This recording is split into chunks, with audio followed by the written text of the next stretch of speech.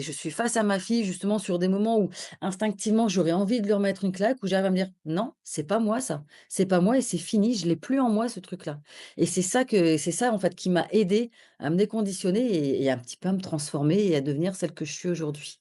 Bonjour Charlotte, Bonjour merci Sylvain. d'accepter, de faire cette interview avec moi.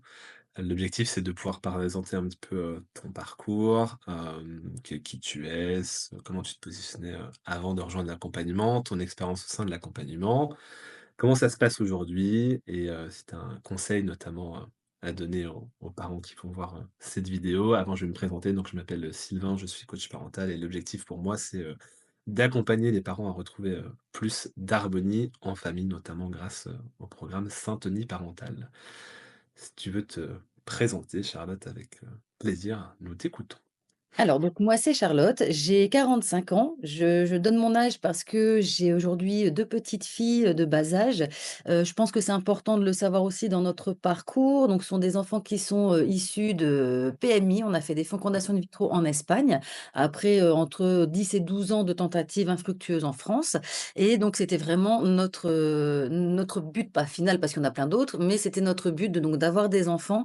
Pour notre couple, on en avait vraiment envie. On a vraiment eu un parcours très compliqué et on est enfin parvenu à les avoir, bah, grâce à l'Espagne et aujourd'hui donc sur le tard de ce fait-là, hein, suite à notre combat et de ce fait-là, bah, on se retrouve en étant des parents un peu âgés, donc 45 ans pour moi et 46 ans pour monsieur. La petite dernière a 9 mois et demi et la grande a 2 ans et demi. Donc ce n'est pas une sinécure. 2 petites filles comme ça, à nos âges. Je sais que pour des jeunes parents, c'est pas évident, mais je pense que c'est plus facile d'appréhender par rapport à la fatigue physique et effectivement, j'ai eu besoin en fait de rejoindre le programme parce que, mes filles, je les aime du plus profond de mon cœur et de mon âme et je me suis rendu compte que, ça dévoilait en moi une personnalité que je ne connaissais pas, ou je n'arrivais pas à gérer et qui était vraiment très, très compliqué. Justement, parce que, ben, c'est nouveau la parentalité. On ne naît pas parent, on le devient et c'est vrai on a galéré face aux évolutions donc de notre grande fille à 2 ans et demi, qui a eu donc sa petite sœur à 2 ans, un petit peu avant 2 ans et au final où on rentrait dans l'âge un peu compliqué pour elle, pour nous aussi et en fait, je me suis retrouvée à être face à des situations que je ne savais pas gérer toute seule, en fait. Mmh. Et qu'est-ce que tu vivais concrètement comme situation au quotidien qui fait que c'était Il y a eu beaucoup de situations de crise, donc de la part d'Orinda donc la grande, où on avait du mal à la gérer, donc pour la mettre en pyjama, pour lui la faire manger, pour la mettre au lit, pour lui faire prendre son bain, pour essayer de l'emmener là où nous on voulait qu'elle aille et en fait on comprenait pas, les crises, de juste même mettre une cuillère dans le lave-vaisselle qui fait qu'elle s'est roulée par terre, qu'elle a hurlé, et à pas comprendre: «Mais qu'est-ce qui se passe en fait? Comment ça se fait qu'elle fait ça?» et moi comment réagir face à ça? Parce que mes premières réactions, quand j'ai eu ce type de situation, ça a été, bah, de crier plus fort qu'elle, ça a été de m'énerver, ça m'a vraiment pris aux tripes, ça m'a pris de l'intérieur à pas comprendre ce qui m'arrivait, à me rendre folle, à me faire vriller et aussi, le gros déclencheur, ça a été le jour où elle a mis, une claque à sa petite sœur, donc au bébé, à l'époque, vraiment tout bébé, tout nourrisson et où j'ai eu un réflexe, ben, instinctif où je lui ai remis une claque et là, ça m'a fait un déclencheur en me disant: «Non, c'est pas la maman que je veux être, en fait. Je veux pas être une maman qui hurle, je veux pas être une maman qui tape» et j'avais vu plusieurs choses avant, sur internet, via Facebook, via des trucs mail parce que, ben, on sait on a plus ou moins des programmes qui nous «suivent» entre guillemets et mais j'avais jamais trouvé vraiment quelque chose qui me convenait ou qui me donnait des vrais outils pour m'en sortir, en fait. Parce que ça ne malgré ce que j'essayais de faire, ça changeait pas et je reproduisais toujours les mêmes erreurs.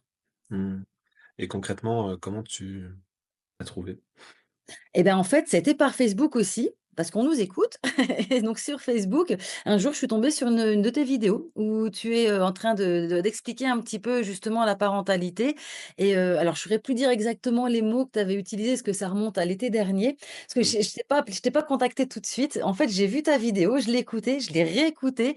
Je suis allée sur ton site, parce que je crois qu'il y avait un lien ou quelque chose qui m'a permis d'aller sur ton site, de revoir un peu ton déroulé où pareil, tu remettais tout par écrit un petit peu, un petit peu ton programme, t'expliquer, comment tu travaillais et du coup, ça a déclenché un mail que tu m'as envoyé où justement, entre guillemets, tu me disais si tu as des questions, si tu veux en savoir plus, hésite pas à me contacter ou tu me donnais justement des moyens de contact. J'ai pas répondu tout de suite non plus, je me souviendrai toujours, j'étais en train de faire mon repassage et je regardais: on va attendre un petit peu» et au final, j'ai fini par plonger parce que tu m'as proposé un rendez-vous, je crois.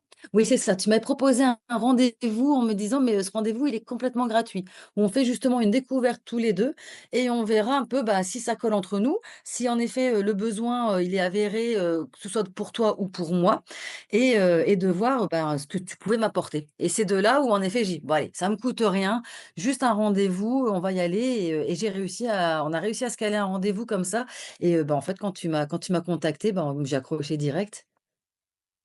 Trop bien, je te remercie de mettre ça en avant parce qu'il y a beaucoup de parents, notamment ceux qui vont regarder cette vidéo, qui pensent que, l'objectif, tu vois, c'est de vendre et tout et en fait, c'est vrai que c'est déjà le premier échange, il est très contre-intuitif parce que c'est pas du tout l'objectif. L'objectif, c'est de vérifier notamment que ce soit la bonne décision pour tout le monde et c'est complètement OK. L'idée, c'est pas de forcer les choses. Par contre, quand tu sens que c'est le bon moment et que je sens que c'est le bon moment pour toi, bah, la bonne décision, elle est finalement, assez facile à prendre, mais c'est plus facile après de rester sur une bonne décision que forcer une mauvaise. C'est un peu, je pense, ce que tu racontes aussi, c'est que des fois, on fait des mauvaises décisions avec nos enfants. On sait que c'est une mauvaise décision, mais on sait pas comment faire autrement justement parce qu'on est un peu bloqué dans des choses, qu'on se reconnaît pas, chez soi.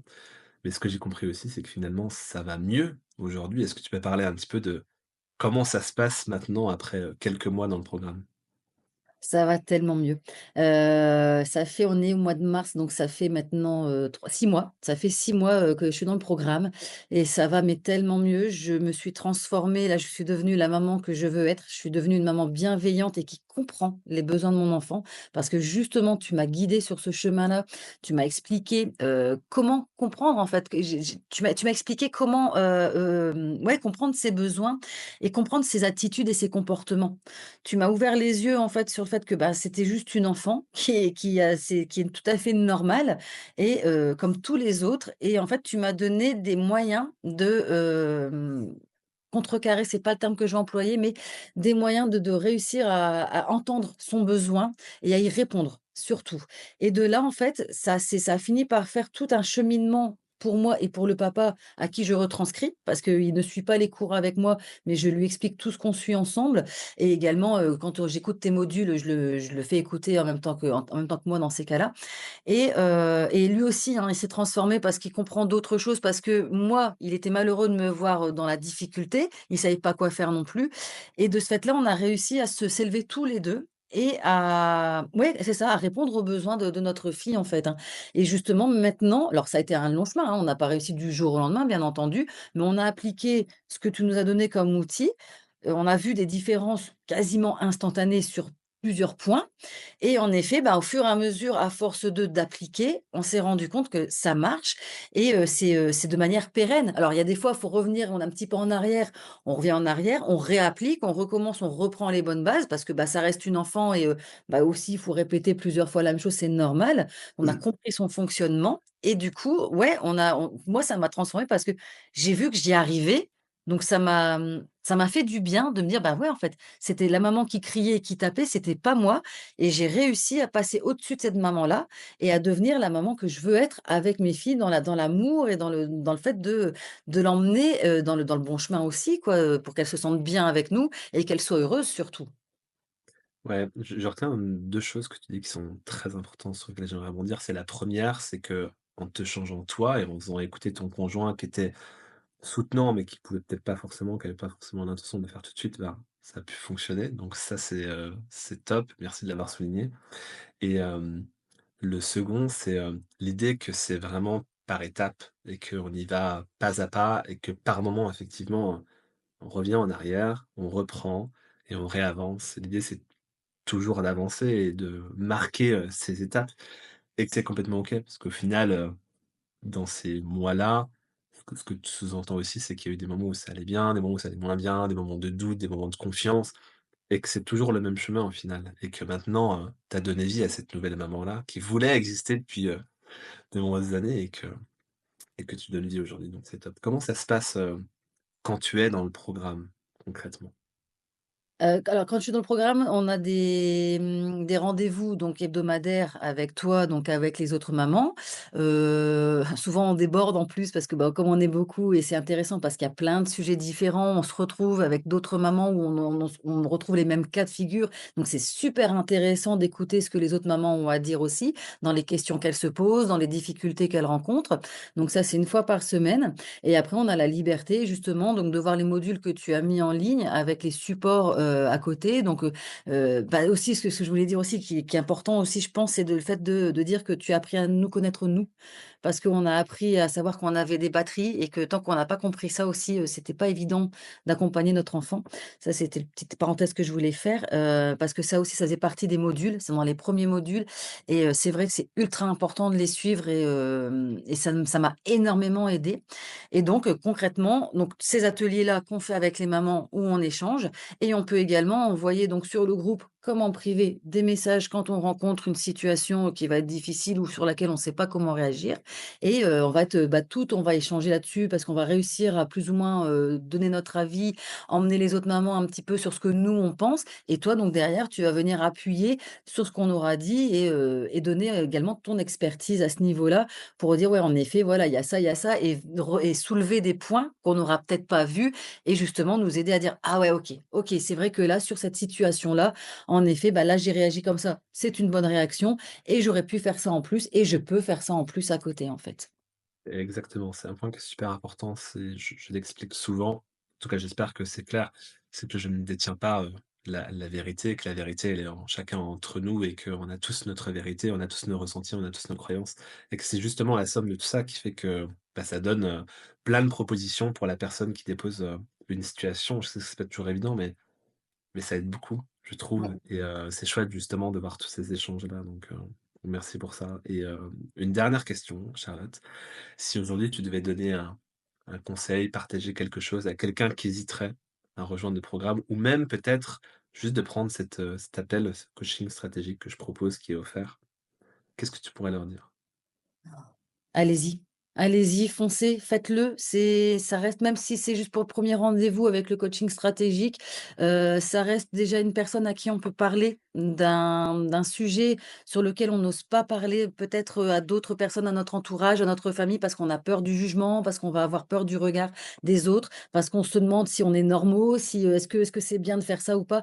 Vous posez pas de questions, allez-y, allez-y, c'est tellement moi, ça a été salvateur, vraiment, mais vraiment pour moi en tant que personne, que ce soit dans mon corps ou dans ma tête. Aujourd'hui, je me sens vraiment transformée encore une fois. Je me sens même alors déjà avant d'être maman, j'étais d'une certaine personnalité et ce coaching m'a aidée en tant que maman, mais également en tant que personne. Donc faut je crois qu'il y a pas d'hésitation à avoir. C'est tellement encore une fois, je pense que c'est le mot qui revient, c'est la bienveillance, en fait. C'est la bienveillance qui nous permet d'avancer et qui va nous permettre bah, ouais, d'y arriver, d'avoir nos réponses à nos questions et vraiment, enfin, voilà, de pouvoir se rendre compte que, bah, on se déconditionne et qu'on passe à autre chose. On passe à autre chose et on se rend compte que, ouais, c'est possible. On peut y arriver et dans le bon sens, en fait, sans avoir besoin de crier, sans avoir besoin de punir, sans avoir besoin de taper et de prendre conscience que, bah, peut-être que notre éducation à nous, ce qu'on a vécu, bah, c'est tout. Nos parents ont fait ce qu'ils avaient avec ce qu'ils pouvaient, enfin ce qu'ils pouvaient avec ce qu'ils avaient et malheureusement, on a tendance à reproduire ce que nous, on a eu, qui est peut-être pas toujours les bonnes choses et si en fait, si déjà vous vous posez la question et que vous êtes tombé sur Sylvain, c'est pas pour rien, en fait. Donc ouais, faut y aller. Faut y aller, il y a quelque chose derrière, il y a le chemin, il est tracé déjà. Trop bien et je vais rebondir sur un mot que tu as dit pour l'expliquer peut-être pour des personnes qui n'ont pas cette connaissance-là. Tu parles de déconditionnement. En fait, tu l'as expliqué juste derrière, juste reformulé. C'est l'idée qu'effectivement, notre parentalité, c'est la somme des expériences qu'on a eues en tant qu'enfant et de ce qu'on a observé de nos parents en tant qu'enfants. Et ça, c'est engrammé en nous et c'est des choses qu'on va reproduire. Et ça ressort, notamment quand on devient maman, c'est ce que tu expliquais au début, tu deviens une personne que tu ne comprends pas, tu te dis mais c'est pas moi. Et en fait, c'est des parties de toi qui s'expriment à ce moment-là, qui fait que très souvent, les parents, quand ils viennent en parler, ils se disent: «Mais je comprends pas, j'essaie de faire les choses différemment, mais à chaque fois, je reviens au point de départ». Bah, c'est ça, c'est le conditionnement et je crois savoir qu'on avait fait une séance ensemble de déconditionnement. Si tu veux parler, je sais que c'était pas prévu, qu'on échange ce point-là, mais comme tu en parles, je me dis ça peut être bien d'expliquer comment ça se passe et après, le déconditionnement. Et bah, écoute, oui, le déconditionnement, donc en effet, on a eu une séance ensemble où, c'est un petit peu, on peut associer ça de la, hem, je vais plus revenir sur le mot, ah! Heu, pardon. On fait une séance à 2 où tu vas, en fait, me parler. En fait, tu vas rentrer dans mon subconscient, dans mon inconscient, en étant en pleine conscience, hein, malgré tout et on va se c'est un petit peu une méditation. C'est pas le terme que je voulais, mais c'est un peu comme une méditation ensemble et par tes mots que toi que tu as réussi à avoir, qui m'ont carrément touchée parce que je pense que tu as une force d'analyse aussi qui est présente, qui est là.